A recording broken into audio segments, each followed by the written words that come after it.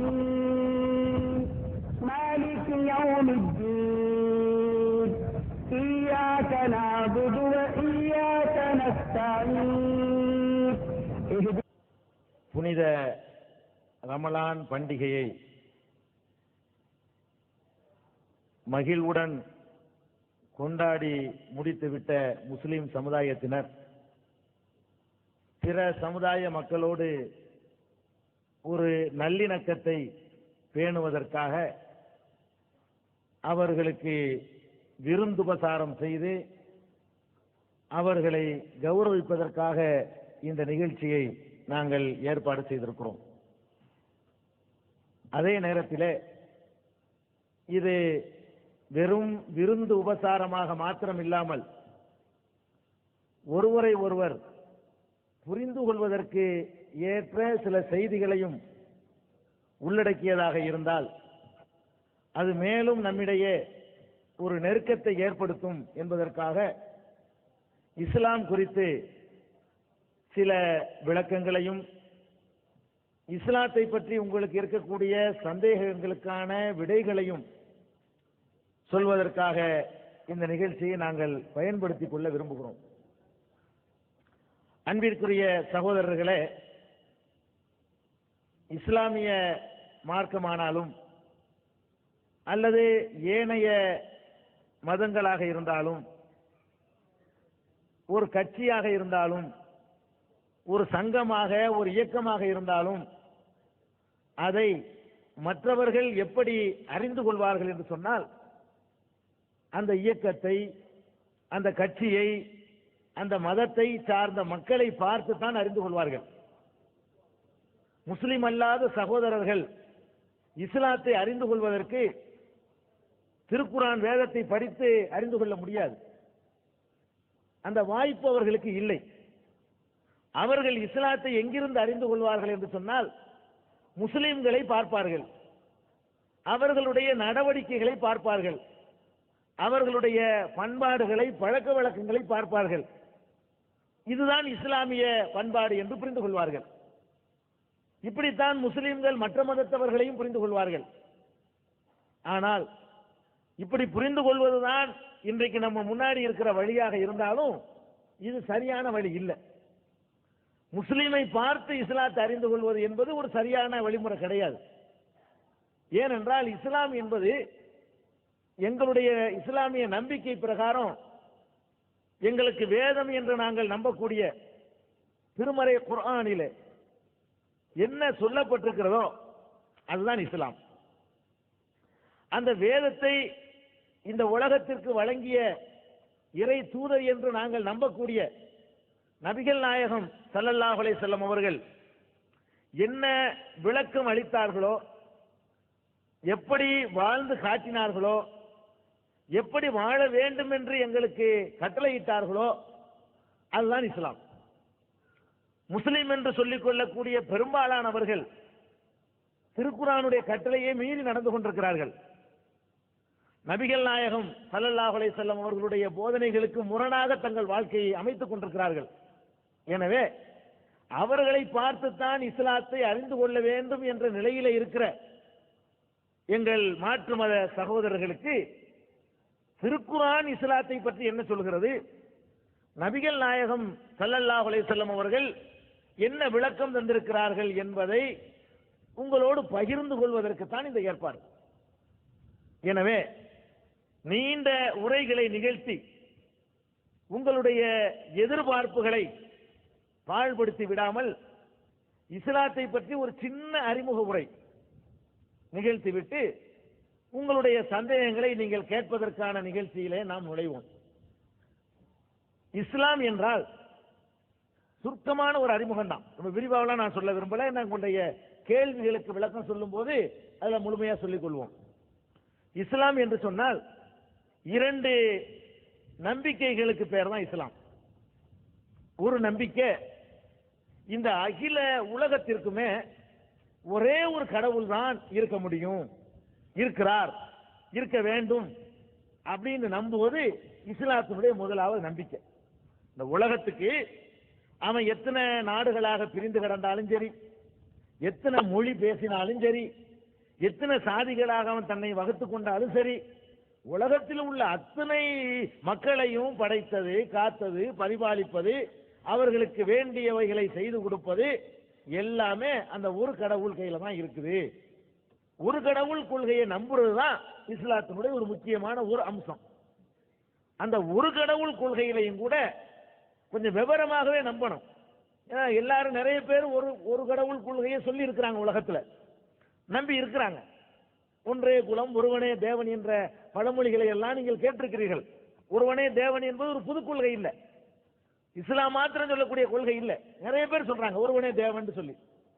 இஸ்லாம் எந்த வகையில வேறுபடுது சொன்னா, இந்த ஒரு கடவுள் என்று மாத்திரம் சொல்லி நிறுத்தி கொள்ளாமல் கடவுளுக்கு சில இலக்கணங்களை இஸ்லாம் சொல்லுது. அந்த இலக்கணத்தை மீறி நீங்க கடவுளை நம்பக்கூடாது. அது என்ன இலக்கணம் அப்படின்னா, கடவுள் என்பவன் எந்த தேவையும் அற்றவனாக இருக்க வேண்டும். அப்படித்தான் நீங்க கடவுளை நம்பணும். நாம போய் கடவுளுக்கு காணிக்க கொடுத்தால் நம்மிடத்துல வாங்கக்கூடியவர் கடவுளா இருக்க முடியாது என்று இஸ்லாம் சொல்கிறது. கடவுள் என்பவர் நம்முடைய தேவைகளை நிறைவேற்றக்கூடியவராக இருக்க வேண்டுமே தவிர நம்மிடத்திலிருந்து எதையாவது எதிர்பார்க்கிறவர் கடவுளா இருக்க முடியாது. ஒரு கடவுள் தான் உலகத்துக்கு இருக்கிறாரு. அந்த ஒரு கடவுள் எப்படி இருக்கிறார் சொன்னா, அவருக்கு எந்த தேவையும் கிடையாது. மனிதர்கள் கடவுளுக்காக கொண்டு போய் எந்த காணிக்கையும் கொடுக்க கூடாது. தேவையில்லை மாத்திரம் இல்லை, கொடுக்க கூடாது.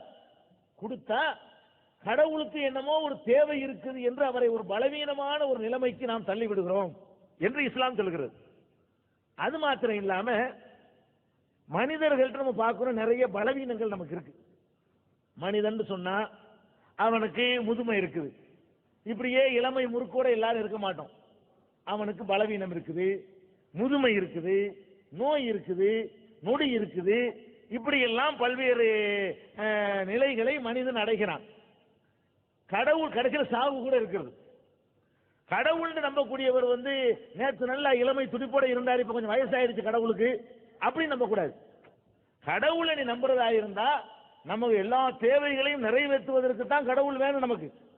அப்படிப்பட்ட ஒரு கடவுள் வயசாகி போய் பலவீனம் ஆயிட்டார்னு சொன்னா அப்ப நம்ம வேற ஆளை தேட வேண்டி வந்துடும். அப்ப கடவுள் என்பவருக்கு நோய் இருக்கக்கூடாது, கடவுள் என்பவருக்கு முதுமை இருக்கக்கூடாது, கடவுள் என்பவருக்கு மரணம் இருக்கக்கூடாது, கடவுள் என்பவருக்கு மறதி. ஒரு ஆள் நம்ம வாக்களிச்சிருப்போம், நாளைக்கு ஒரு 100 ரூபா தர்றேன், மறந்துடுவோம். கேட்பான், என்னப்பா, ஆஹா மறந்துட்டானே, கொடுக்க நினைச்சிருப்போம், மறந்துடுவோம். இப்ப கடவுள்கிட்ட நம்ம ஒரு கோரிக்கை வைப்போம், அவர் மறந்துட்டாருன்னு வைங்க, இவரெல்லாம் எதுக்கு நம்ம கடவுளுங்கிற மனுஷன் மாதிரி அவர் மறக்கிறாருன்னு சொன்னா அவர் ஒரு கடவுள் தேவையா? அப்ப கடவுளுக்கு மறதி இருக்கக்கூடாது, அசதி இருக்கக்கூடாது, கடவுளுக்கு தூக்கம் இருக்கக்கூடாது. கடவுள் தூங்கிட்டு இருக்கும்போது ஒரு பக்தன் கத்துவான், கடவுளே என்னுடைய பிரார்த்தனை ஏற்றுக்கொள்ள, அவர் தூங்கிட்டு இருப்பாரு. அப்ப கடவுள் எந்த நேரமும் மனிதர்கள் விழித்துக் கொண்டே இருக்கிறார்கள். பாதி உலகத்துல பகலா இருக்கு, எந்த நேரம் பார்த்தாலும் அந்த நேரங்கள்ல விழித்துக் கொண்டு மக்கள் பிரார்த்திப்பார்கள். இரவா இருக்கிற நேரத்துல கூட தூக்கம் வராம ஒருத்தன் கத்துவான், தூக்கமே இல்லாத ஒரு நோயாளி, கடவுளே என் வேதனையை குறைன்னு சொல்லி கத்துவான். அப்ப அந்த நேரத்தில் அந்த கோரிக்கையை கேட்கக்கூடிய நிலையில கடவுள் இருக்கணும். இஸ்லாம் சொல்ல கடவுள் கொள்கை இஸ்லாத்தை சுருக்கமான அறிமுகப்படுத்துறேன். அப்ப கடவுள்ங்கிறவன் நோய்வாய்ப்படக்கூடாது, மறதி இருக்கக்கூடாது, இதெல்லாம் இருக்கக்கூடாது. மலைச்சலம் கழிக்கிறேன், இன்னைக்கு கொஞ்சம் ஒண்ணுக்கு போயிட்டு வந்துடுறேன், கடவுள் சொன்னார்னு சொன்னா அது கடவுளுக்கு சரியில்லை. அந்த நேரத்தில் யார்கிட்ட போய் கேட்போம் நம்ம? அல்லது கடவுள் இருக்காரு, ஜாலியா பொண்டாட்டி படுத்து கிடக்கிறாரு கொஞ்ச நேரம், இது கடவுளுக்கு சரியான இதுவும் இல்லைங்குது இஸ்லாம். கடவுள்னா பொண்டாட்டி இருக்கக்கூடாது, கடவுள்னா புள்ள இருக்கக்கூடாது, கடவுள்னா பசி இருக்கக்கூடாது, கடவுள்னா தாகம் இருக்கக்கூடாது, கடவுள்னா எந்த தேவையும் இருக்கக்கூடாது, எந்த பலவீனமும் இருக்கக்கூடாது. கடவுளுடைய இலக்கணத்தை சுருக்கி ஒரு வழியில சொல்வதாக இருந்தால் கடவுளுக்கு தேவையும் இருக்கக்கூடாது, பலவீனமும் இருக்கக்கூடாது. இப்படி நம்பணும். இப்படியாக ஒரு கடவுளை நம்ப சொல்லி இஸ்லாம் சொல்லுது. இஸ்லாத்தினுடைய ஒரு நம்பிக்கை, 2 நம்பிக்கையை சொன்னேன் இல்லையா? 2 விஷயத்தை நம்புவதற்கு பேர் இஸ்லாம். அதுல ஒரு நம்பிக்கை, கடவுளை இந்த மாதிரி நம்பணும். இந்த மாதிரி நம்புறதுனால என்ன நன்மை உலகத்துக்கு கிடைக்குது? இப்ப நம்புறதுனால என்ன, அதை யோசிக்கணும்ல. இந்த ஒரு கடவுளுங்கிறதுக்கு போல 7 நம்பினா என்ன, ஒரு 10 நம்பினா என்ன, இப்படின்னு ஒரு சந்தேகம் நமக்கெல்லாம் வருது. அந்த சந்தேகத்திற்கும் இஸ்லாம் ஒரு தெளிவு தருது. நீ ஒன்றுக்கு மேல கடவுளை நம்பினால் அல்லது பலவீனங்களோடு உள்ள கடவுளை நம்பினால் அங்க உன்னுடைய பகுத்தறிவு செயலிழந்து போகும். உன்னை வந்து ஏமாற்றுவதற்கு அதை வந்து வாய்ப்பாக இந்த மதத்தை வைத்து பிழைப்பு நடத்தக்கூடியவர்கள் பயன்படுத்திக் கொள்வார்கள். இப்ப உதாரணமா கடவுளுக்கு காணிக்கைன்னு சொல்லி நம்ம செலுத்துறோம். கொஞ்சம் சிந்திச்சு பாருங்க, காணிக்கை கடவுளுக்கா போகுது? இல்ல. நம்ம கண்ணு முன்னாடி தெரியும் காணிக்கை போட்டோம்னா ஒருத்தர் உடைச்சு எடுத்துட்டு போவாரு, நம்மள மாதிரி ஒருத்தர் தான். நம்ம கடவுளுக்குன்னு அந்த காணிக்கை போட்டு வந்துருவோம். அந்த காணிக்கை வந்து கடவுள் வந்து உடைச்சு எடுத்துக்கிட்டு போனாருன்னா சரி கொடுக்கலாம், சரி கடவுள் தானே எடுத்துட்டு போறாருன்னு சொல்லி நம்ம கண்ணு முன்னாடியே பார்ப்போம். அது இன்னொரு மனுஷன் நம்மள மாதிரி ஒருத்தர் வருவாரு, அவரை திறக்குவாரு, அவர் பாக்கெட்ல கொண்டு போயிடுவாரு. அப்ப இந்த கடவுளுக்கு பலவீனம் இருக்குன்னு நினைக்கும் பொழுது என்ன ஏற்படுதுன்னா நம்ம ஏமாற்றப்பட்டுரும். நம்ம விரும்பி ஒரு ஆளுக்கு எவ்வளவு நாள் கொடுக்கணும், அது ஒரு விஷயம், ஏமாற்றப்பட்டு போயிடும். நிறைய கடவுள் இருக்காரு நம்புறோம்னு வைங்களேன். அப்ப என்ன செய்வோம்னு கேட்டா கடவுள் பேரால நம்ம மனிதர்கள் பிளவு கொண்டு போயிடுவோம். இது ஏன் கடவுள் ஓன் கடவுள்னு சொன்னா உலகத்துல மனிதன் வந்து பிளவுக்கு உள்ளாகணும். இருக்கிறது ஒரு கடவுள் தான், உலகத்துக்கு ஒரு கடவுள் தான், எல்லா மனுஷனும் ஒண்ணு ஒடியாந்துருது. இஸ்லாம் அப்படி சொல்லுது, மனிதர்களே உங்கள் அனைவரையும் ஒரு ஆண் ஒரு பெண்ணிலிருந்து படைத்தோம். எல்லாத்துக்கும் மூலம் ஒரு ஆம்பளை ஒரு பொம்பளை தான். அந்த ஒரு ஜோடி தான் இப்படி பெருகி இருக்குங்க. ஒரு ஜோடியைத்தான் கடவுள் முதல்ல படைச்சாரு. அந்த ஒரு ஜோடி தான் இப்படி பல்கி பெருகி நம்ம பல ஜாதிகளாக பதங்களாக மொழியாக நாடாக இப்படி சிதறி போய் கிடக்கிறோம். ஆனால் மூலத்தில் நம்ம எல்லாரும் ஒண்ணுதான். எல்லாரும் ஒண்ணுங்கும் போது பிறப்புல உயர்வு தாழ்வு கிடையாது. ஒரே குலத்தில் பிறந்தவர்கள் தான் எல்லாரும். அவன் முஸ்லீமா இருக்கட்டும், இந்துவா இருக்கட்டும், கிறிஸ்தவனா இருக்கட்டும், புத்தனா இருக்கட்டும், நாத்திகனா இருக்கட்டும், கம்யூனிஸ்டத்தில் உள்ளவனா இருக்கட்டும், இஸ்லாமிய நம்பிக்கைப்படி எவனாவே இருக்கட்டும், எல்லாரும் ஒரு ஜோடிக்கு தான், ஒரு தாய் தந்தையருக்கு தான் பிறந்தவர்கள். முதல் ஜோடி ஒரு ஜோடி தான் கடவுள் படைத்தார். அதிலிருந்து பல்கி பெரியவர்கள் தான் மனித சமுதாயம் சொல்லுது. அதனால இந்த ஒரு ஜோடி யார் படைச்சார்? அவர் தான் கடவுள். ஒரு ஜோடி ஒருத்தர் படைச்சிருப்பார் நம்புறோம் இல்லையா? அவர் தான் அத்தனை பேருக்கும் கடவுள். இது இஸ்லாத்தினுடைய ஒரு முக்கியமான நம்பிக்கை. இன்னொரு நம்பிக்கை என்ன அப்படின்னா, இந்த கொள்கையை ஒவ்வொரு காலகட்டத்திலையும் இறை தூதர்கள் என்ற பெயரில் மனிதர்கள் தான் இந்த உலகத்தில் இந்த கொள்கையை சொன்னாங்க. இந்த கொள்கையை உலகத்துக்கு சொல்லி கடவுள் பெயரால் நடக்கிற சுரண்டல்கள், மதத்தின் பெயரால் நடக்கிற மோசடிகள், புரோகிதங்கள், இவற்றையெல்லாம் எதிர்த்து ஒவ்வொரு காலகட்டத்திலையும் சில நல்லடியார்கள் போராடி இருக்கிறார்கள். அப்படி போராடிய தீர்க்க தரிசிகளிலே நபிகள் நாயகம் இறுதியாக வந்தவர்கள். அவர்கள் தான் முதல்ல இதை சொன்னாங்கன்னு நாங்கள் நம்ப மாட்டோம், நம்ப கூடாது. நபிகள் நாயகத்தினுடைய காலம் ஒரு 1400 வருஷத்துக்கு முன்னாடி தான். அதற்கு முன்னாடி எல்லாம் இந்த கொள்கையை ஒவ்வொரு காலத்திலையும் உலகத்தில் சொன்ன தீர்க்க தரிசிகள் நிறைய இருக்கிறாங்க. சொன்னதுக்காக அடிக்கப்பட்டாங்க, சொன்னதுக்காக உதைக்கப்பட்டாங்க, நாடு கடத்தப்பட்டாங்க, பல தீர்க்க தரிசிகள் கொலை கூட செய்யப்பட்டாங்க. இதையெல்லாம் சகித்துக் கொண்டு மனிதர்களை ஒரு கொள்கையில ஒருங்கிணைக்கணும், ஒரு நம்பிக்கையில கொண்டாந்து அவங்களை சேர்க்கணும், எல்லாரும் சமம் என்ற ஒரு நிலையை உண்டாக்கணும் என்பதற்காக வேண்டி நிறைய தூதர்கள் போராடி இருக்கிறார்கள். அந்த தூதர்கள் போராடிய தூதர்களுடைய நிலைமை என்ன ஆச்சு தெரியுமா? அவங்க போராடிட்டு போனவங்க அவங்களையும் கடவுளாக்கிட்டான். ஆனா ஒரு கடவுளை தாண்டா நீ கும்பிடணும்னு யாரெல்லாம் போராடினாங்களோ அவங்க இறந்து போன பிறகு அவங்கள கடவுள்னு சொல்ல ஆரம்பிச்சுட்டான். அதனால ஒவ்வொரு காலகட்டத்திலையும் அந்த இறை தூதர்கள் எல்லாம் இறைவனாக கடவுளாகவே தோற்றமளித்துட்டாங்க. இறுதியாக நபிகள் நாயகம் நாங்கள் கடவுளுடைய தூதர் என்று, கடைசி தூதர் என்று, ஒரே தூதர் என்று நாங்கள் நம்பல, கடைசி தூதர் என்று நம்புகிறோம் முஸ்லிம்கள். பல தூதர்கள், மோசே வந்திருக்கிறார், இயேசு வந்திருக்கிறார், ஆபிரகாம் வந்திருக்கிறார், இஸ்மவேல் வந்திருக்கிறார், நோவா வந்திருக்கிறார், இப்படி எத்தனையோ இறை தூதர்கள் கடந்த காலங்களில் வந்திருக்கிறாங்க. அப்படிப்பட்ட தூதர்களில் இறுதியாக வந்தவர் நபிகள் நாயகம். அவங்க கடைசி தூதர் என்று நம்புகிறோம். அவர்கள் இந்த ஒரு கடவுள் கொள்கையை உலகத்துக்கு சொன்னாங்க. சொன்னதோட மாத்திரம் இல்லை, தன்னையே இந்த சமுதாயம் கடவுள் ஆக்கிவிடக் கூடாது என்பதற்காக அத்தனை முன்னேற்பாடுகளையும் செய்து வைத்துவிட்டு சென்றிருக்கிறார்கள். 14 நூற்றாண்டா போனாலும் அது மாறல பாருங்க. ஒவ்வொரு இறை தூதரும் கடவுளா மாறிட்டாங்க, சமுதாயத்தினால் மாற்றப்பட்டுட்டாங்க. ஆனால் நபிகள் நாயகம் ஸல்லல்லாஹு அலைஹி வஸல்லம் அவர்கள், நான் கடவுளுடைய தூதர், ஒரு கடவுள் கொள்கையை உங்களுக்கு சொல்லித்தர வந்திருக்கிறேன், நான் கடவுள் இல்லை, என்னிடத்தில் கடவுள் அம்சம் கிடையாது, நான் ஒரு மனிதன், உங்களை மாதிரியே ஒரு மனிதன், உங்களை மாதிரியே சாப்பிடுகிறேன், உங்களை மாதிரியே பருகுகிறேன், உங்களை மாதிரியே உறங்குகிறேன், உங்களை மாதிரியே குடும்ப வாழ்க்கையில் ஈடுபடுகிறேன், நானும் உங்களை போன்ற ஒரு மனிதன் தான். ஆனால் நான் ஒரு செய்தியை, கடவுளிடமிருந்து வந்த ஒரு செய்தியை, ஒரு கடவுள் கொள்கையை உங்களுக்கு சொல்கிறேன் அப்படின்னு சொல்லி நபிகள் நாயகம் சொன்னாங்க. சொன்னதோடு மாத்திரமில்ல, தன்னையை கடவுளாக இந்த சமுதாயம் ஆக்கிடக்கூடாது, ஏற்கனவே வந்த இறை தூதர்களுக்கு ஏற்பட்ட கெதி தனக்கு ஏற்பட்டு விடக் கூடாது என்பதற்காக அவர்கள் வாழ்ந்து கொண்டிருந்த காலத்தில் காலில் விழுவதற்கு வந்தவர்களை தடுத்தார்கள், விழக்கூடாது. என் காலில் மாத்திரமல்ல ஒருவருடைய காலிலும் நீங்கள் விழக்கூடாது என்று தடுத்தார்கள். ஒரு மனிதனுக்காக குனிந்து குலைந்து கும்பிடு போடுவதை வெறுத்தார்கள். கடவுளுக்கு மாத்திரம் தான் எல்லாத்தையும் நீங்க செலுத்தணும், மனுஷனை கும்பிடாதீங்க, மனுஷங்காலில் விழாதீங்க. இன்னும் சொல்ல போனால் நபிகள் நாயகம் ஸல்லல்லாஹு அலைஹி வஸல்லம் அவர்கள் இப்படி ஒரு சபையிலே மக்கள் எல்லாம் அமர்ந்திருக்கும் பொழுது நபிகள் நாயகம் வருவார்களே ஆனால் சபையில் உள்ள யாரும் எழுந்திருக்க கூடாது என்று கட்டளையிட்டு இருந்தார்கள். ஒருத்தர் எழுந்திருக்க மாட்டார்கள். நபிகள் நாயகம் வரும் பொழுது அவர்களை உயிரினும் மேலாக அந்த மக்கள் மதித்தார்கள். ஆனால் எழுந்திருக்க கூடாது என்று கட்டளையிட்டார்கள். அவர்களை கடவுளாக உயர்த்துவதற்கு எத்தனையோ அவங்க வாழ்நாளிலேயே சில முயற்சிகள் மேற்கொள்ளப்பட்டன. அதையெல்லாம் முறியடித்தார்கள். தன்னை வரையக்கூடாது என்று சொன்னார்கள். தன்னுடைய உருவப்படம் கூட இருக்கக்கூடாது என்று சொன்னார்கள்.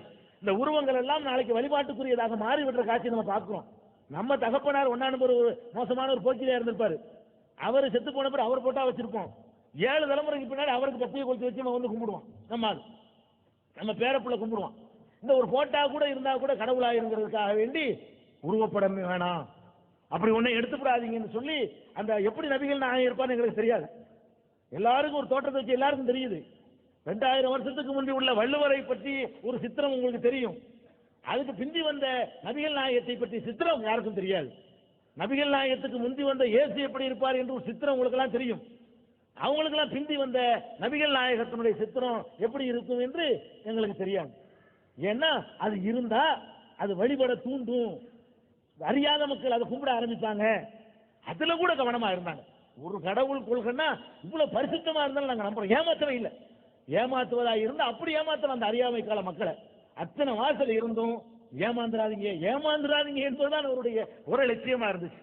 அவருடைய மகன் இப்ராஹிம் இறந்து போன அன்றைக்கு சூரிய கிரகணம் ஏற்படுது. அன்றைய மக்கள் எல்லாம் பேசிக் கொள்கிறார்கள், நபிகள் நாயகத்தினுடைய மகன் இறந்த காரணத்தினாலதான் வானம் கூட துக்கத்தை அனுஷ்டிக்கிறது என்று பேசிக் கொள்கிறார்கள். இதை கேட்ட உடனே அப்படி ஆமா எனக்காகத்தான் சொல்லவில்லை, இப்படி சொல்லாதீர்கள். இவையெல்லாம் அல்லாஹ் ஏற்படுத்திய இயற்கையுடைய நிகழ்வுகள். இது எவருடைய மரணத்திற்காகவோ எவருடைய பிறப்பிற்காகவோ ஏற்படாது என்று அந்த மக்களுக்கு அந்த காலத்திலேயே பகுத்தறிவு விளக்கம் சொன்னாங்களே தவிர இதை வைத்து தன்னுடைய அந்தஸ்தை அதிகரித்துக் கொள்ள அவங்க விரும்பவே இல்லை. இப்படி ஏமாத்துறதுக்கான மதத்தின் பெயரால சுரண்டி சம்பாதித்து எனக்கு காணிக்க கொண்டாந்து தரணும் இல்ல.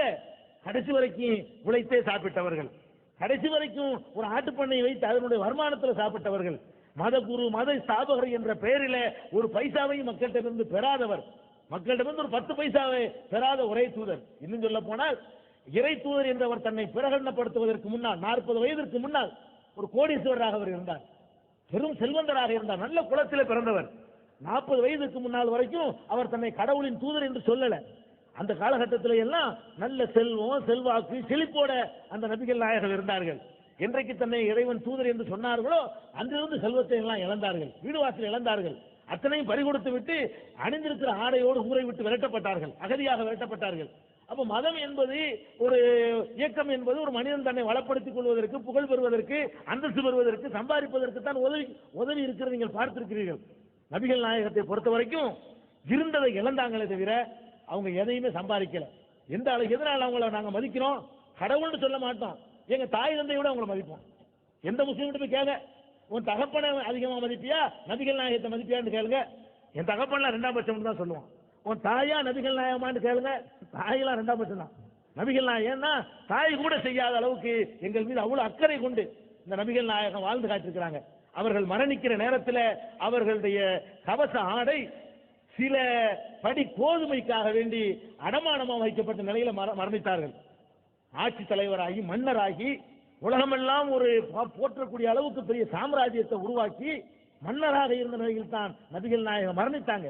அந்த மன்னர் என்ற நிலையில மரணித்த நேரத்தில் கூட சாப்பாட்டுக்காக தன்னுடைய கவசத்தை அடமானம் வைத்த நிலையில தான் அவங்க மரணித்திருக்கிறாங்க. வயிறு நிறைய 3 நாட்கள் நபிகள் நாயகம் சாப்பிட்டதில்லை. சல்லடையில் சலிக்கப்பட்ட மாவிலே அவர்கள் உணவு அருந்தியதில்லை. இப்படி எல்லாம் அவர்களுடைய ஒரு கயிற்றுக்கட்டில் தான் அவர்களுடைய படுக்கைக்கு உரியது. இப்படி ஒரு சின்ன ஒரு அறையில கயிற்றுக்கட்டில படுத்துக்கொண்டு ஒரே ஒரு ஆடையை பொருத்தி கொண்டு, வேற பெரிய நீட்டான ஆடையெல்லாம் கிடையாது, இந்த கோதுமையை உருட்டி சாப்பிட்டு கொண்டு, அது கூட சில நாட்கள் கிடைக்காமல் நாங்கள் பேரித்தம்பழத்தை மட்டும் சாப்பிட்டு குடும்பம் நடத்தி இருக்கிறோம் என்று அவருடைய மனைவி ஆயிஷா நாயக் அவர்கள் அறிவிக்கிற செய்தியை பார்க்கிறோம். இப்படியெல்லாம் தன்னை பரிசுத்தமான ஒரு வாழ்க்கைக்கு மனிதனை ஏமாத்தாம இருக்கிற ஒரு பெரிய அளவுகோல். இன்றைக்கு பாருங்க, எந்த ஒரு அரசியலா இருக்கட்டும், ஆன்மீகமா இருக்கட்டும், ஏமாற்றுவது தான் அது வந்து தகுதியா ஆயிடுச்சு இன்னைக்கு. ராஜதந்திரன் அதுக்கு பேர். நல்லா ஏமாத்துறானா நல்ல ராஜதந்திரி அப்படிமா. தன்னை நல்ல ஒருத்தன் ஏமாத்துறானா அவனுக்கு வந்து கிரேடு கூடுது. அப்படிப்பட்ட உலகத்துல வந்து ஏமாத்திராதீங்க ஏமாத்திராதீங்க அடுத்தவருக்கும் போதனை செய்து நானும் ஏமாத்தாம என்ன வேண்டாலும் பண்ணிருக்கான். அவருக்கு இருந்த அந்தஸ்துக்கு, அவருக்கு இருந்த புகழுக்கு, அவருக்கு இருந்த செல்வாக்குக்கு ஒரு விரல செஞ்ச அந்த மக்கள் அப்படியே கேட்க தயாரா இருந்தாங்க. அந்த மாதிரி இருந்தும் கூட நான் ஒரு மனிதன், நான் அல்லாஹ்வின் தூதன், அல்லாஹ் இல்ல, நான் கடவுள் இல்ல, ஒரு கடவுளை வணங்குங்கன்னு சொல்லி அந்த கொள்கை 14 நூற்றாண்டுகளாக பேணப்படுது பாருங்க. நாங்க யாரையும் நபிகளாக வணங்கவே மாட்டோம், அல்லாஹ்வை யாரையும் வணங்க மாட்டோம், ஒரு கடவுள் தான், கும்பிடவே மாட்டோம், யாரையும் கும்பிட மாட்டோம். கடவுள் ஒருத்தனுக்கு தான். என்னைய மாதிரி மலஜலத்தை சுமந்திருக்கக்கூடிய ஒரு மனிதனை நான் எப்படி கும்பிட முடியும்? அவன் தலைவனா இருக்கட்டும், பெரிய ஆன்மீக தலைவன் தனக்கு பேர் சூட்டிக் கொள்ளட்டும், அவன் என்னைய மாதிரி ஒரு மனிதன் தானாத, அவனும் மலஜலத்தை சுமந்திருக்கிறான்ல, என்னைய மாதிரி அவனுக்கு நோய் வருதுல, என்னைய மாதிரி அவனுக்கு சாவ போறான்ல, அவனை போய் காலில் விழுந்து உங்களை விட்டா கதி இல்லை இப்படியே சொல்லி நம்முடைய பகுத்தறிவை அடகு வைக்கிறவன் இதுல இருந்தெல்லாம் மக்களை மீட்டெடுத்தது நபிகள் நாயகம் ஸல்லல்லாஹு அலைஹி வஸல்லம் அவர்கள். இதை நாங்க நம்பணும். நபிகள் நாயகம் அவர்கள் கடவுள் இல்லை. நாங்க எப்படி நம்பணும் தெரியுமா? நபிகள் நாயகம் கடவுள் இல்லை, கடவுளின் தூதர், மனிதர், இப்படி நாங்க நம்பணும். இந்த ரெண்டையும் நம்புறதுக்கு பேர் தான் இஸ்லாம். ஒன்னு லா இலாஹ இல்லல்லாஹ்னு சொல்லுவாங்க, இன்னொன்னு முஹம்மது ரசூலுல்லாஹ்னு சொல்லுவோம். லா இலாஹ இல்லல்லாஹ்னு சொன்னா வணக்கத்திற்குரியவன் அல்லாஹ்வை தவிர யாரும் இல்லை, அதுல நான் சொன்ன இவ்வளவு வழக்கம் அடங்கி இருக்குது. முஹம்மது ரசூலுல்லாஹ்னு சொன்னா முகமது நபி அல்லாஹ்வின் தூதர், இதுல நான் சொன்ன இவ்வளவு விளக்கம் அடங்கி இருக்குது. அப்ப ஒரு கடவுளை நம்பணும், அந்த ஒரு கடவுள் கொள்கையை ஒழுங்கா சொல்லி தந்துட்டு போன அந்த தூதரை மதிக்கணும், அவங்க காட்டின வழியில் நம்முடைய வாழ்க்கை அமைத்துக் கொள்ளணும். இதுதான் இஸ்லாம். இதன் அடிப்படையில் குர்ஆன்ல என்னவெல்லாம் சொல்லப்பட்டிருக்கோ அதெல்லாம் இஸ்லாம், நபிகள் நாயகம் என்னவெல்லாம் சொன்னார்களோ அதெல்லாம் இஸ்லாம். இது போக இந்த ரெண்டுக்கும் மேல மூணாவதாக ஒரு நம்பிக்கை இருக்குது. அது என்ன நம்பிக்கை? இது ஒரு முக்கியமான ஒரு ஆன்மீகம் சம்பந்தப்பட்ட ஒரு நம்பிக்கை. என்ன நம்பிக்கைன்னா, மனிதன் இருக்கிறான், இன்னைக்கு நேற்று இருந்தவர்கள் இன்னைக்கு இல்லை, இன்னைக்கு இருக்கிறவர்கள் நாளைக்கு இல்லை, இப்படியே இறந்து இறந்து போய்கிட்டு அடுத்த ஜெனரேஷன் உருவாக்கிட்டு இருக்கிற காட்சியை பார்க்குறீங்க. இஸ்லாம் சொல்லுது ஒரு கட்டத்தில் மொத்த உலகம் அழிஞ்சு போயிடும். ஒரு கட்டம் வரும், ஒரு காலம் வரும், ஒரு நேரம் வரும், அப்ப மொத்த உலகம் அழிந்து போய்விடும். அழிந்து போயிருங்கிறது பெரிய அறிவியலுக்கு மாற்றமானது ஒன்றும் கிடையாது. இந்த கோள்கள் ஒன்னோடு ஒன்று முட்டி மோதக்கூடிய வாய்ப்புகள்லாம் இருக்கத்தான் செய்யுது. என்னைக்கு வேணா அழிஞ்சு போயிடலாம். அந்த மாதிரியான ஈர்ப்பு சக்தி ஏதாவது பூமிக்கோ சூரியனுக்கோ சந்திரனுக்கோ குறைஞ்சு போச்சுன்னு சொன்னா ஒன்று இழுக்க ஆரம்பிச்சுன்னா முடிஞ்சு வச்சுக்காத, அழியும். இஸ்லாம் சொல்லுது அழியக்கூடிய வாய்ப்பு இருக்குது. அப்படி அழிந்த பிறகு, இதான் முக்கியமான நம்பிக்கை இஸ்லாத்துல, அப்படி அழிந்த பிறகு கடவுள் நம்மளை எல்லாம் முதல்ல படைத்த கடவுள் திரும்பவும் படைப்பார் எல்லாத்தையும். முதல் மனிதர் ஆதாமில் இருந்து உலகம் அழியக்கூடிய நாளையில வரக்கூடிய கடைசி மனிதன் வரைக்கும் எல்லாத்தையும் கடவுள் திரும்பவும் உயிர்ப்பித்து உண்டாக்குவார். முதல்ல படைத்த கடவுளுக்கு இரண்டாவது படைப்பது பெரிய விஷயம் இல்லை. அப்படி படைத்து மனிதர்கள் செய்கிற நல்லவற்றிற்கு பரிசுகளும் கெட்ட செயல்களுக்கு தண்டனைகளும் வழங்குவார். அந்த பரிசுகள் என்றென்றும் அழியாத பெரும் பாக்கியங்களை கொண்ட பரிசுகள். அந்த தண்டனை நம்மால் தாங்கிக் கொள்ள முடியாத அளவுக்கு கடுமையான தண்டனை. இப்படி ஒரு வாழ்க்கை இருக்கிறது, மறுமை என்ற வாழ்க்கை இருக்கிறது.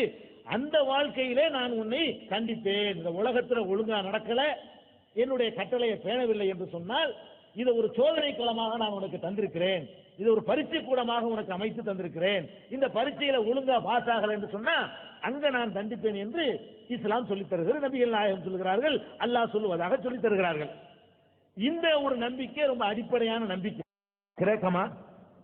கிரேக்க பாஷை பேசுறவரா இயேசுநாதர்? இயேசுநாதர் எந்த பாஷை பேசினாரோ அந்த பாஷையில் பைபிள் இல்லை. எந்த மொழியில் அவர் சொன்னார் அந்த மொழியே இல்லை, மூல மொழியே இல்லை, மூல பிரதி கிடக்கட்டும்.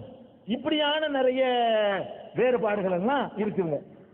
அதே மாதிரி பழைய ஏற்பாடு நீங்க எடுத்துக்கொண்டு பார்த்தீர்களே, ஆனால் பழைய ஏற்பாடுகளில் உள்ள முதல் 5 ஆகமங்கள் மோசைக்கு உள்ள வேதம்னு சொல்லுவாங்க. மூசா நபின்னு சொல்றாங்களே, அவருடைய வேதம்னு முதல் 5 ஆகமங்களை சொல்லுவாங்க. அதாவது மோசேங்கிற தீர்க்கதரிசிக்கு இதை கடவுள் கொடுத்தாருன்னு சொல்லுவாங்க.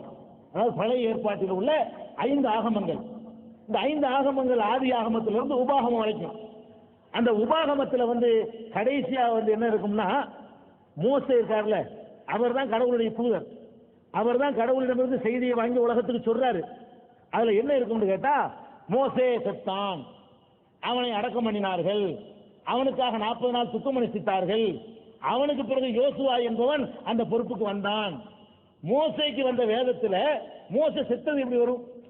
மோசே கொடுத்த வேதத்துல நான் எழுதின புஸ்தகத்துல நான் செத்தது வருமா? நான் எழுதின புஸ்தகத்துல நான் செத்தது வராது. வேற ஆள் தான் நான் செத்தது எழுத முடியும். நான் இத்தனாம் தேதி செத்தேன் இப்படி எவனாவது புத்தகம் எழுத முடியுமா? எழுத முடியாது. மோசே வழங்கினார் வேதம்னு சொல்றாங்க, அதுல மோசே செத்தாருங்கிறது வருது, அவர் அடக்கம் செய்யப்பட்டார்னு வருது, 40 நாள் துக்கம் அனுஷ்டிச்சாங்கன்னு வருது. அதுக்கப்புறமேல வேற ஒருத்தர் யோசுவா என்பவர் அந்த இடத்துல வந்து யோசுவா தலையில கை வைத்த நிலையில் மோசே இறந்ததால் யோசுவா அந்த இடத்துக்கு பட்டத்துக்கு வந்தார்னு வருது. இப்ப என்ன காட்டுதுன்னா, அவன் மோசே செத்ததெல்லாம் எவனோ சேர்த்திருக்கான்னு வழங்குது. இதுல ஒரு பெரிய தமாசு என்னன்னா, அந்த திண்டிவனத்தில் வெளியிட்ட பைபிள்ல இது கீழே குறிப்பு எழுதியிருக்கிறாங்க, இது யாரோ இறையில முளைச்சிருக்காங்க அவங்கள. அந்த வேதத்திலேயே இது எவனோ திட்டமிட்டு இளைஞர்கள் பண்ணிவிட்டான். அப்ப திட்டமிட்டு இளைஞர்கள் பண்ணிட்டான்னு சொல்றாங்க, இன்னும் எத்தனை பண்ணிருப்பான்? இதை பண்ணிட்டான்னு இதை கண்டுபிடிச்சு விட்டீங்க, இன்னும் எத்தனையோ பண்ணிருப்பான்? இப்படி ஒண்ணும் குரான்ல இல்லை. நம்ம வந்து இயேசுநாதர் மீது உள்ள அன்புல எந்த அளவும் குறை இல்லை. ஈசா அலைஹிஸ்ஸலாம் நாங்க சொல்லுவோம், இயேசுநாதரை பத்தி அவ்வளவு கண்ணியம் கொடுப்போம், அவருடைய வேதத்தை அந்த அளவு மதிப்போம். அது இல்லை, அதான் பிரச்சனை. எப்படி எல்லா வேதங்களும் மாற்றப்பட்டுருச்சோ அது மாதிரி மாற்றங்கள் ஆயிடுச்சு. இது பற்றி விரிவான விவரங்கள் அறிவதாக இருந்தால் அந்த கேள்வி கேட்ட சகோதரருக்கு மாத்திரம் அவர் கேட்டுட்டார்ல, இதுதான் பைபிள் என்று நான் ஒரு நூல் எழுதியிருக்கிறேன், முழுசு ஆய்வு பண்ணி. அந்த நூல் நான் அவருக்கு வந்து அன்பளிப்பா இந்த நிகழ்ச்சி முடிகிறதுக்குள்ள நம்ம கொடுப்போம் அவருக்கு, சரியா? இன்னும் கூடுதலான விவரங்களை அவர் அறிந்து கொள்வார். ஈவிஆர்எம் தியாகராஜன் முகமது நபிக்கு எய்ட்ஸ் நோய் வந்தது இறந்ததாக சொல்லுகிறார்கள், அது எவ்வாறு? ஈவிஆர் என்ன பேசுனீங்க? ஈவிஆர்எம் தியாகராஜன். ஈவிஆர்எம் தியாகராஜன் அவர்கள் கேட்டிருக்கிறார்கள், முகமது நபிக்கு எய்ட்ஸ் நோய் வந்து இறந்தார் என்று சொல்கிறார்கள், அது உண்மையாண்டு கேட்டிருக்கிறாங்க. இது ஏன் அவர் கேட்கிறாங்கன்னு கேட்டா, கேள்வி கேட்கறதுக்கு அர்த்தம் இருக்குது. ஏன் கேட்கிறாங்கன்னு கேட்டா, நம்ம தமிழகத்தில் சில மேடைகள்ல நரகல் நடையை அனுமதிக்கக்கூடிய மேடைகள்ல ஆன்மீக தலைவர்களை பற்றி எப்படி வேணாலும் பேசலாம் என்று அனுமதிக்கப்பட்டிருக்க ஒரு நேரத்தில் இப்படி எல்லாம் சில பேர் மேடை போட்டு பேசுறாங்க. மேடை போட்டு எந்த ஒரு அடிப்படை இல்லாமல் பேசிக்கிட்டு இருக்கிறாங்க. அந்த பேச்சு அவருடைய காதில் விழுந்துதான் இந்த கேள்வியை கேட்கிறார். இது நல்லா விளங்கிக்கிறங்க. இதுக்கு ஒரு தெளிவான சான்று நம்ம சொல்வதாக இருக்குன்னா, அந்த காலத்தில் இந்த நோயே கிடையாது முதல்ல, அது நீங்க விளங்கிக்கிறேன். அப்படி ஒரு நோய் இந்த ஹெச்வி அந்த கிருமி பேரு அது வந்து உண்டானது இப்ப லேட்டஸ்டா தான் வந்திருக்குது, அதை விட்டுருவோம். அந்த அந்த மாதிரி ஒருவருக்கு அந்த கிருமி நோய் வந்துருச்சுன்னு சொன்னா அவரை படிப்படியாக எலும்புந்தோலுமாக ஆவார். அவருடைய நோய் எதிர்ப்பு சக்திகள் எல்லாம் கொஞ்சம் கொஞ்சமாக குறையும். எந்த நோய் வந்தாலும் தீராது, நோய் எதிர்க்கிறதுக்கான சக்தி அந்த உடம்புல இல்லாம போயிடும். அதனாலதான் உயிர் சொல்லி நோய்னு சொல்லி அந்த கிருமியை பற்றி இன்றைய ஆய்வுல அறிஞர்கள் கண்டுபிடிச்சு சொல்றாங்க. நபிகள் நாயகத்தை பொறுத்த வரைக்கும் அவங்க இறந்தது 18 வயசுல இறந்து போகல, சராசரியாக ஒரு மனிதன் இறந்து போகக்கூடிய 63 வயசுல இறந்து போறாங்க. எப்படி இறந்து போறாங்க தெரியுமா? 62 வயசு வரைக்கும் போர்க்களத்தில் நின்று தளபதியாக நின்று ஆயுதம் ஏந்தி போர் செய்து காயம்பட்டு வெட்டுக்குத்துக்கு ஆட்பட்ட நிலையில அவ்வளவு திரகாத்திரமாக 62 வயசுலையும் கூட களத்துல ஆயுதம் தாங்கி போராட நபிகள் நாயகம் மன்னராகவும் இருந்தாங்க, தளபதியா இருந்தாங்க, போர்லாம் செஞ்சிருக்கிறாங்க. எதுக்கு போர் செஞ்சாங்கன்னு ஒரு கேள்வி கேட்டா ரெண்டாவது நான் சொல்லுவேன், போர்லாம் செய்திருக்கிறாங்க. போர்ல இவ்வளவு திரகாத்திரமா ஒருவர் ஈடுபட முடியும்னு சொன்னா அந்த மாதிரியான ஒரு ஆரோக்கியமான உடம்பு உள்ள ஒருத்தரை நீங்க பார்க்க முடியாது. அப்படி செஞ்சிருக்கிறாங்க. நபிகள் நாயகம் அவர்கள் எங்களிலேயே பெரிய வீரராக நாங்கள் அவங்கள தான் மதிப்போம். ஒரு நாள் நள்ளிரவு நேரத்தில் ஒரு அதிர்ச்சியான சத்தம் கேட்டது, நாங்கள் வேகமாக வெளியே வருகிறோம், எங்களுக்கு முன்னால் நபிகள் நாயகம் போய் குதிரையில ஏறி பறந்து சென்று என்ன என்று பார்த்து விசாரித்து விட்டு எங்களுக்கு தகவல் சொல்ல ஓடோடி வருகிறார்கள் என்று நபித்தோழர்கள் அறிவிக்கக்கூடிய ஆதாரப்பூர்வமான செய்திகள். அதனால இது இதுக்கு பதில் சொல்ல தேவையில்லாத ஒரு கேள்வி இருந்தாலும் கேட்டதுக்காக வேண்டி அவர்களை மாதிரி ஒரு ஆரோக்கியத்தோட வாழ்ந்த ஒரு ஆன்மீக தலைவர் நீங்க பார்க்கவே முடியாது. அவ்வளவு உடல் ஆரோக்கியத்தோடவும் தெம்போடவும் திடகாத்திரத்தோடவும் அவங்க வாழ்க்கை அமைஞ்சிருக்கு கடைசி வரைக்கும். சாலமன் ருஷ்டியின் கவிதைகள் நீங்கள் படித்ததுண்டா? அவருக்கு மரண தண்டனை கொடுத்தது ஏன்? பேச்சுக்கு பேச்சு எழுத்துக்கு எழுத்து என்று இருக்கும் பொழுது மரண தண்டனை கொடுத்தது எந்த விதத்தில் நியாயம்? சல்மான் ருஷ்டி என்பவருடைய கவிதைகளை படித்திருக்கிறீர்களா? அதற்கு ஏன் மரண தண்டனை கொடுக்க வேண்டும் என்று கேட்கிறார். மரண தண்டனை யார் கொடுத்தா? அது முதல் விஷயம். ஏதோ ஒரு நாட்டில் வந்து ஒருத்தன் அப்படி அறிவிச்சுட்டான்னு சொன்னா அது இஸ்லாம் அல்ல. நான் ஏற்கனவே சொல்லிட்டேன், இஸ்லாம் என்பது பரவலாக இந்த சமுதாயத்தில் பிற சமுதாய மக்கள்கிட்ட வந்து இருக்கக்கூடிய கேள்வி. என்ன கேள்வின்னா, அண்ணனும் தங்கச்சியும் கல்யாணம் பண்றது ஒத்துக்கிற முடியுமா? இந்த அறிவாச்சி ஏத்துக்கிறதா? ஏத்துக்கிறல. ஒரு அண்ணன் தங்கச்சியை கல்யாணம் பண்ணிட்டானா எப்படி நம்ம ஒத்துக்கிற முடியாது. இது பகுத்தறிவு ரீதியாக கரெக்டா இருக்குது. ஆனா முஸ்லீம்கள் பண்றீங்களேன்னு அவர் கேட்கிறாரு. ஒரு கேள்வி என்னன்னு கேட்டா, முஸ்லீம்கள் அப்படி பண்றீங்களே, அவர் எதை கேட்கிறாரு அப்படி கேட்கிறாருன்னு கேட்டா, சின்ன சின்ன சித்தப்பனது சித்தப்பன் பெரியப்பன் இவர்கள் தங்களுடைய பிள்ளைகளுக்கு மத்தியில் கல்யாணம் பண்றாங்க. அதான கேட்குறீங்க? அது அதாவது ஒரு உதாரணம் கேட்ட, அதாவது இப்ப நீங்கள் நான் அண்ணன் தம்பி வச்சுக்கிருவோம், சரிதானா? என்னுடைய மகளை உங்களுடைய மகனுக்கு நான் கட்டி தர்றேன். அப்படி கிடையாது. அது இல்லை கேட்கல நீங்க. அதாவது ஆண்கள் உடன் பிறந்தா அதை கட்ட மாட்டேன்றாங்க. தாய்கள் இருக்காங்களா, பெரியம்மா சின்னம்மா, அவங்க பிள்ளைகளை வந்து இவங்க வந்து தந்தை தான் கட்டிக்கிறாங்க. அப்படி நான் கேட்டதுக்கு இஸ்லாமிய நண்பர்கள் கொடுத்த எனக்கு விளக்கம், அதாவது எங்களுக்கு தாய் பாசம்னா அவங்க தகப்பன் வேற ஆயிடுறாங்கல்ல, அப்படி கவலை இல்லை அப்படின்னு சொல்றாங்க. அதாவது ஐயா கேட்டதை விட தாண்டியே நான் சொல்லிடுறேன். இஸ்லாத்துல வந்து இப்ப 2 அண்ணன் தம்பி இருக்காங்கன்னு வைங்க. 2 அண்ணன் தம்பிகள் வந்து அண்ணனுடைய மகனும் தம்பியுடைய மகளும் அண்ணன் தங்கச்சியாக தான் ஆகுறாங்க. அவங்களுக்குள்ளேயும் கல்யாணம் பண்ணலாம் இஸ்லாத்துல, அதையும் தெரிஞ்சுக்கிறங்க. அதே மாதிரி 2 பெண்கள் இருக்கிறாங்க, அக்கா தங்கச்சி, இவளுடைய மகனும் அவளுடைய மகளும் கல்யாணம் பண்ணிக்கலாம். நம்ம சமூகத்தில் அக்கா தங்கச்சின்னு சொல்லுவோம். அப்ப சிற்றப்பன் பெரியப்பன் மக்களுக்கு மத்தியிலையும் கல்யாணம் பண்ணிக்கலாம், சின்னம்மா பெரியம்மா மக்களுக்கு மத்தியிலையும் கல்யாணம் பண்ணிக்கலாம் அப்படின்னு தான் இஸ்லாம் சொல்லுது. ஒரு சைடு மட்டும் சொல்லலை, பண்ணலாங்குது. அதுல நெருடல் என்ன, அவர் ஐயாவுக்கு நெருடல் வருதுன்னா, தங்கச்சி தானே வருது முறை, இதுலயும் வருது அதுலயும் வருது, தங்கச்சி முறை தானே வருதுங்கிறதா அதுல உள்ள நெருடல். இந்த தங்கச்சிங்கிறோம்ல, இதெல்லாம் வந்து ஒரு ஃபார்மாலிட்டிக்கு சொல்லக்கூடியதெல்லாம் தங்கச்சி ஆகாது. இஸ்லாம் என்ன சொல்லுதுன்னு கேட்டா, எல்லாத்துலயும் ஒரிஜினாலிட்டியா சொல்லுங்க. இப்படி பாத்தீங்கன்னா நம்ம ஒரு ஆதாம் ஏவாளுக்கு அத்தனை பேரும் பிறந்திருக்கிறோம், அப்படி பார்த்தா எல்லா அண்ணன் போயிருவோம். அப்படி பார்க்க கூடாது. கொஞ்சம், அதாவது ஒரு ஜோடி தான் கடவுள் படைச்சாரு, அந்த ஒரு ஜோடிக்கு தான் 50 பேரும் பிறந்திருக்கிறோம் எல்லாரும். அப்ப எல்லாரும் அண்ணன் தம்பி ஆகிக்கிறோம், யாரும் கட்ட முடியாம போயிடும். அப்படி பார்க்க கூடாது. அதாவது திருமணத்தில் எவ்வளவு பார்க்க முடியும்னு கேட்டா, ஒரே தாய்க்கு 2 பேர் பிறந்திருக்கிறாங்க. இஸ்லாம் யார சகோதரர்கள் ஒத்துக்கிறோம்னு கேட்டா, ஒரு தாய்க்கு பிறந்த 2 பேர் கட்டிக்கிறவே கூடாது. ஒரு தகப்பனுக்கு பிறந்த 2 பேர் அவங்க கட்டிக்கிறவே கூடாது. ஒரு தாய்க்கும் ஒரு தகப்பனுக்கு பிறந்தவர்கள், இந்த மூணுல எந்த வகை இருந்தாலும் கட்டிக்கிற கூடாது. இப்போ ஒருத்தனுக்கு வந்து வேற ஒரு கல்யாணம் பண்ணி ஒரு ஆம்பளை பிள்ளை பொண்டாடி செத்து போயிட்டா, அவனை இன்னொரு பொண்ணை கல்யாணம் பண்றான், அதுக்கு ஒரு பொம்பளை பிள்ளை. இது தாய் 2 வேறையா இருந்தாலும் ஒரு தகப்பன் ஆயிடுறான். ஒரு தகப்பனுடைய பிள்ளையா இருக்குனால அவன் கட்டிக்கிற முடியாது, ஒரு தகப்பன் ஆயிடுறான். சில நேரத்தில் தாய் மட்டும் ஒன்னா இருக்கும். ஒரு பொம்பளை கல்யாணம் பண்ணி அவளுக்கு ஒரு ஆம்பளை பிள்ளை, புருஷன் நிறைய செத்து போயிட்டான், இன்னொருத்தனை கல்யாணம் பண்றான், அதுல ஒரு பொம்பளை பிள்ளை. இப்போ வந்து தகப்பன் 2 பேருக்கு வேற, இந்த பிள்ளைக்கு தகப்பன் வேற, அந்த பிள்ளைக்கு தகப்பன் வேற, தாய் ஒண்ணு. இதை சகோதரன் இஸ்லாம் சொல்லுது. அதாவது தாய் மட்டும் ஒன்னா இருந்தாலும் சகோதரர்கள், தகப்ப மட்டும் ஒரு ஆளா இருந்தாலும் சகோதரர்கள், ஒரே தாய் ஒரே தம்பிக்கு 2 பிள்ளைங்க, அவங்களும் கட்டிக்கிற கூடாது. இந்த 3ஐ தவிர மற்ற சகோதரத்துவம் எல்லாம் ஃபார்மாலிட்டி, சும்மா நம்மளா சொல்லிக்கிறது. நான் கேட்கிறேன், உங்க சகோதரன் என்பதற்குரிய பங்கை உங்க சித்தப்ப மகனுக்கு கொடுத்தீங்களா? சொத்துல உங்களுடைய சொத்தை நீங்க செத்து போயிட்டீங்க, 1 லட்ச ரூபா விட்டுட்டு போயிட்டீங்க. நீங்க சித்தப்ப மகனையும் சின்னம்மா மகனையும் சகோதரன் தான் சொல்லிட்டு இருந்தீங்க. இப்ப உங்க சொத்தை வந்து சித்தப்ப மகன் அவர் வாப்பா பங்காளி வா, சின்னம்மா மகளே நீனு வா, யாராவது கொடுப்பீங்களா? இந்த காசு வரும்போது நம்ம கரெக்டா சகோதரன் யாருன்னு புரிஞ்சுக்கிறோம்.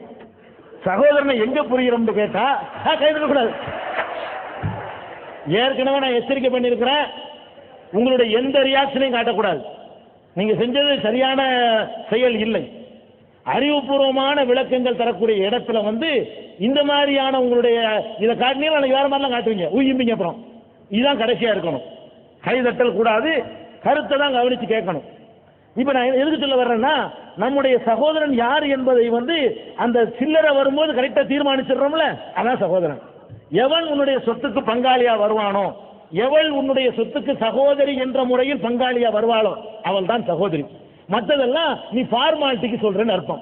நெசமா சொன்னா பங்கு கொடு. நெசமா சொல்வதாக இருந்தால் அதுல பங்கு கொடுக்கணும். இது ஒரு பாயிண்ட், முதல் பாயிண்ட். ரெண்டாவது பாயிண்ட் என்ன தெரியுமா? இதுல நமக்கு நெருடல் வர்றதுக்கு காரணத்தை விளக்கி போறாங்க. இப்ப இந்த சேஞ்ச் ஆகுதுன்னு வைங்க. இப்ப என்னுடைய அண்ணன் வச்சுக்கிறோமே, என்னுடைய சகோதரர், அவருக்கு ஒரு மகள், எனக்கு ஒரு மகன், எனக்கு ஒரு மகன், என்னுடைய சகோதரருக்கு ஒரு மகள் வச்சுக்கிறோம். என்னுடைய மகன் பிறப்பதற்கு நான் மாத்திரம் காரணம் இல்லை, நானும் இன்னொரு பெண்ணும் காரணம். எங்க ரெண்டு பேருடைய அந்த இரத்த அணுக்களும் உயிரணுக்களும் சினை முட்டைகளும் கலந்து இன்னொரு பிறவி உருவாகுது. நானே உருவாக்கிடல. அதாவது என்னுடைய குழந்தை பிறப்பதற்கு நான் மாத்திரம் காரணமா இருக்க முடியாது, என்னோட ஒரு பெண்ணும் தேவைப்படுறா. அந்த பெண்ணுடைய சினை முட்டை என்னுடைய உயிரணும் சேரும் பொழுதுதான் ஒரு குழந்தை ஜனிக்க முடியுது. ரெண்டு மிக்ஸ் ஆகும் பொழுது அது வேற ஒன்றாக உருவாயிடுது. இப்ப சீனியும் தேயிலையும் பாலும் சேர்ந்தோன்னு தேநீர்னு ஒரு பேரை எடுக்கிற மாதிரி இது வேற ஒரு பேரை எடுத்து கொண்டு போயிடுது. அதே மாதிரி என்னுடைய அண்ணனுக்கு ஒரு மகள் இருக்கிறான்னு சொன்னல, அந்த மகள் எங்க அண்ணன் வயிற்றுல இருந்து பிறந்து வரல, அவருடைய உயிரணுவும் அந்த பொம்பளையுடைய சினை முட்டையும் மிக்ஸ் ஆகி அது ஒரு புது மாதிரியான ஒரு பொருள் தான் அது உருவாகுது.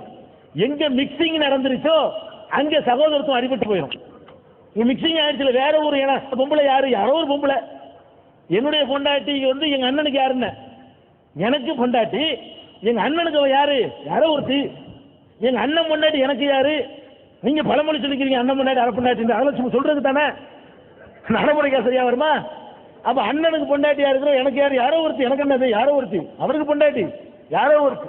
அப்ப என்னைய பொறுத்த வரைக்கும் யாரோ ஒருத்தியுடைய வயிற்றுல பிறந்த புள்ள இது மிக்சிங் ஆயிடுச்சு. அவரை பொறுத்த வரைக்கும் யாரோ ஒருத்தியுடைய வயிற்றுல பிறந்த ஆம்பளை பிள்ளை இது, இவ்வளவுதானே, மிக்சிங் ஆகி போச்சு இல்லைங்க. இதனாலதான் இஸ்லாம் என்ன சொல்லுதுன்னா, நேரடியான எல்லாரையும் இப்ப சகோதரர்கள் அவங்களை கூப்பிடலாம், இது சகோதரர் ஆகிறாரு. இது ஒரு அந்தஸ்துக்காக ஒரு மரியாதை நாகரிகத்துக்கு சொல்றது. அன்பிற்குரிய சகோதரர்கள் நான் சொன்னோன்னு என் வீட்டுல ஒரு பங்குக்கு வருவீங்களா யாராச்சும்? சும்மா அன்பிற்குரிய சகோதரர் சொல்லிக்கிறது தான் இதெல்லாம். அப்படி சொல்லிக் கொள்வதையெல்லாம் நீங்க சகோதரன் புரிஞ்சுக்கிட்டீங்கன்னா தப்பு. இப்படி எல்லாம் இல்லைன்னா யாரோடய நீங்க வாழ்க்கை நடத்த முடியாது. எங்கிட்டு சுத்தி பார்த்தாலும் சகோதரன் நிற்பான்.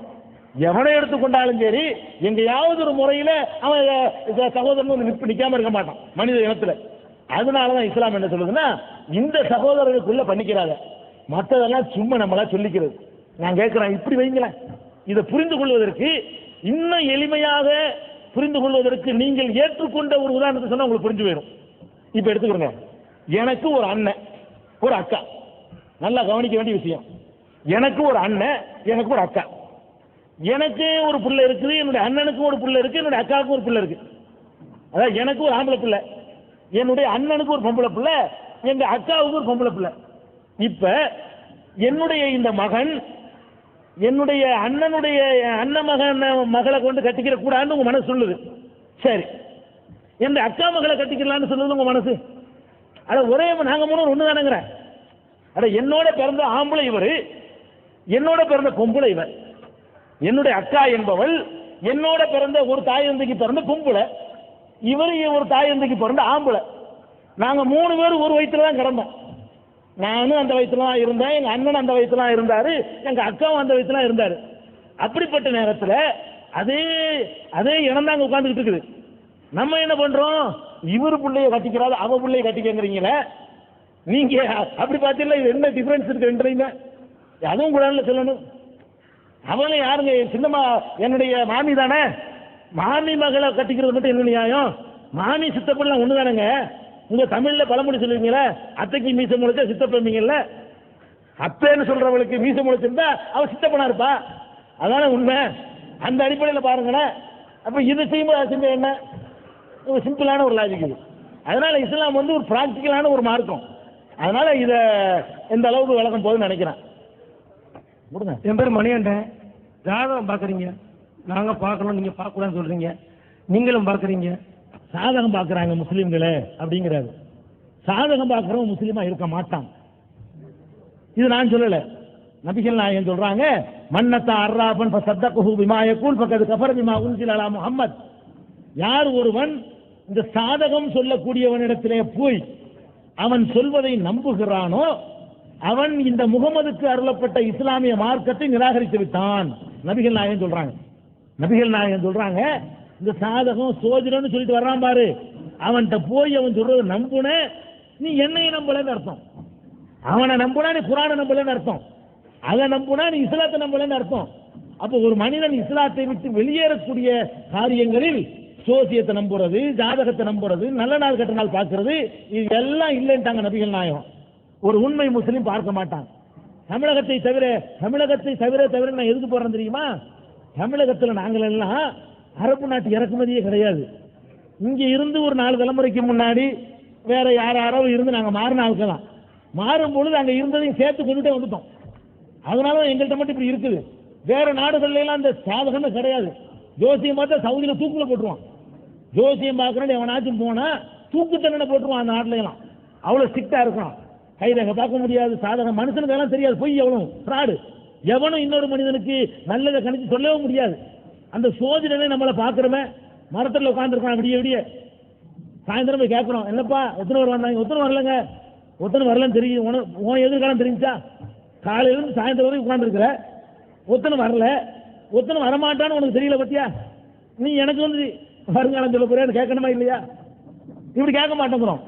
நம்மள்ட்ட 50 காசு 1 ரூபாய்க்கு என்ன உளறி விட்டு போறவனையெல்லாம் நம்பி பகுத்தறிவை இழந்து கொண்டிருக்கிறோமே. இதை இஸ்லாம் அங்கீகரிக்கல. முஸ்லீம்கள் சில பேர் செய்யறாங்கன்னு அவர் சொல்றாரு. அப்படி செய்தார்களே ஆனால் அவர்கள் இஸ்லாத்தை விட்டு அப்புறப்பட்டவர்கள் என்று நபிகள் நாயகம் சொல்லிட்டாங்க. நீங்க வந்து சிகரெட் பிடிக்கிறது, இந்த பொடி போடுறது, பீடா போடுறது ஹதீஸ்ல கிடையாது. நாங்க செய்யறோம். ஆனா நீங்க வந்து எங்களை திருத்துறீங்க. ஆனா நீங்களே ஒழுக்கமா இல்லையே. நிறைய பேர்த்த பார்த்துட்டேன், தண்ணி சாப்பிட்டோன்னு தண்ணி சாப்பிடாத இப்படி ஆகுன்றீங்க. அப்ப உங்களுக்கு அந்த ஒழுக்கம் இல்லை, நாங்க எப்படி நம்புறது? அவர் கேட்ட கேள்வி எல்லாமே இஸ்லாத்தில் கிடையாது. முஸ்லீம்கள் செய்யக்கூடியதை எப்படி உன்னிப்பான ஆரம்பத்தில் சொன்னேன். முஸ்லீம் அல்லாத சகோதரர்கள் நீங்கள் இஸ்லாத்தை எங்க இருந்து பார்ப்பீங்க? எங்களை பார்த்து தான் தெரிஞ்சுக்கிறீங்க. எங்களை பார்த்து தெரிஞ்சுக்கிட்டு தான் கேட்குறீங்க. முஸ்லீம்ல என்ன பண்றான்? கட்டி என்ன கஞ்சா அடிக்கிறதா, பீடா போடுறான், சிகரெட்டு குடிக்கிறான், தண்ணி அடிக்கிறான், இதெல்லாம் கூடாதுன்னு எங்கள்கிட்ட சொல்றான். அவனே செய்யறான். நாங்கள் எப்படி கடைப்பிடிக்கிறது? இது நல்ல கேள்வி தானே. அப்ப நம்மள்ட்ட என்ன அவங்க எதிர்பார்க்கிறாங்க? நீங்க என்னவா இருக்கிறீங்க? நம்மிடமிருந்து அந்த மக்கள் எதிர்பார்க்கிறது என்ன? ஒழுக்கத்தை நாம கற்றுக்கொடு, கடைபிடிப்போம், நேர்மையா நடப்போம், கெட்ட பழக்கங்கள்ல இருந்து விடுபட்டு இருப்போம் அவங்க எதிர்பார்க்கிறாங்க. நாம என்ன செய்யறோம்னு கேட்டா இப்படி பேசுற அளவுக்கு நம்மளுடைய நடவடிக்கை இருக்குது. அந்த சகோதரர் பேசுறாருன்னு சொன்னா அப்ப எவ்வளவுக்கு பரவி இருந்தா அவர் கவனிச்சிருப்பாரு. ஏதோ ரகசியமா அப்படி இருந்தாலும் தெரியாது. அவ்வளவு ஓப்பனா நடந்துகிட்டு இருக்கிறனால அவர் சொல்றாரு. அவர் அந்த மாதிரியான ஆட்கள் அவரை பழகிருக்காரு நினைக்கிறேன். அப்ப சகோதரர்களே, நம்மளுடைய நடவடிக்கைகளை நீங்க மாத்திக்கிறீங்க. இதுக்கெல்லாம் நாங்க பதில் சொல்லி இஸ்லாத்துல ஏதாவது கேட்டதை நாங்க சொல்ல முடியும். நீங்க குடிச்சிட்டு வந்து கேட்டா அதுக்கு நாங்க பதிலா சொல்ல முடியும்? குடிக்கிறீங்களேன்னு கேட்டா நாங்க பதில் சொல்ல முடியுமா? நீங்க செஞ்சது பாருங்க, நாங்க பதில் சொல்ல வேண்டிய நிலைக்கு உண்டாக்கி வச்சிருக்கீங்க.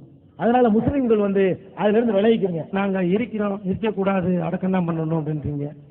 4வது என்ன கேட்கிறாருன்னு கேட்டா, இறந்து போனவர்களை வந்து நாங்க வந்து எரிச்சு போடுறோம், நீங்க வந்து புதைக்கிறீங்க.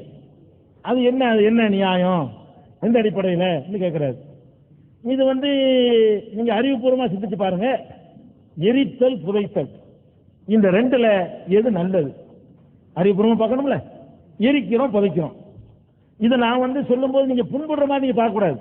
நான் புரிந்து கொள்வதற்கு சிலதை வந்து நான் சொல்லுவேன். அது வந்து நம்ம ஒரு சகோதரத்து உணர்வோடு கூடியிருக்கிற சபை தான் இது, அது டிஸ்கஷன் தான் இது. அதனால நீங்க வேற மாதிரி எடுத்துக்க கூடாது.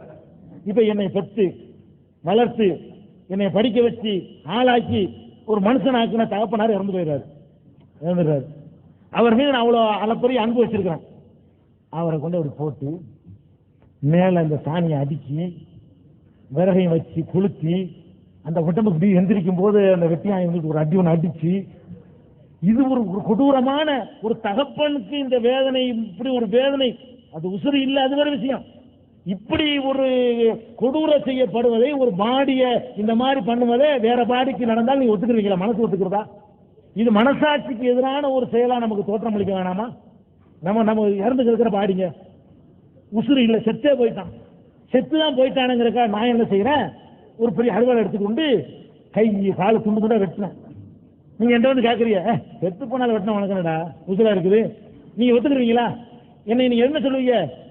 செத்த போனத்துக்கு கொடுக்குற மரியாதை கூட கொடுக்காம வேண்டாம் அந்த மாதிரி பண்றது கேட்பீங்க. அப்ப நீங்க கொளுத்தும் போது அந்த பாடி நரம்பெல்லாம் இழுக்கப்பட்டு இப்படி எந்திரிக்கும். நான் பார்த்துருக்கிறேன் இருக்கிற காட்சியெல்லாம், நான் மிகப்படுத்தி சொல்லல, நான் எல்லாத்தையுமே பார்த்தேன். ஒரு தர்காவில் தான் தர்காவுக்கு நான் போவேன். ஏதாவது ஒன்று சொல்றதா இருந்தா நான் போய் தெரிஞ்சுக்கிட்டு வந்தா நான் சொல்றேன் உங்கள்கிட்ட. யாரோ சொன்ன கதையை கேட்டலாம் செய்யல.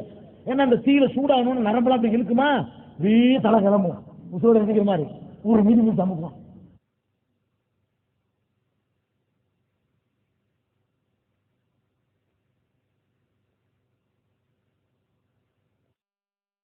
அழகர்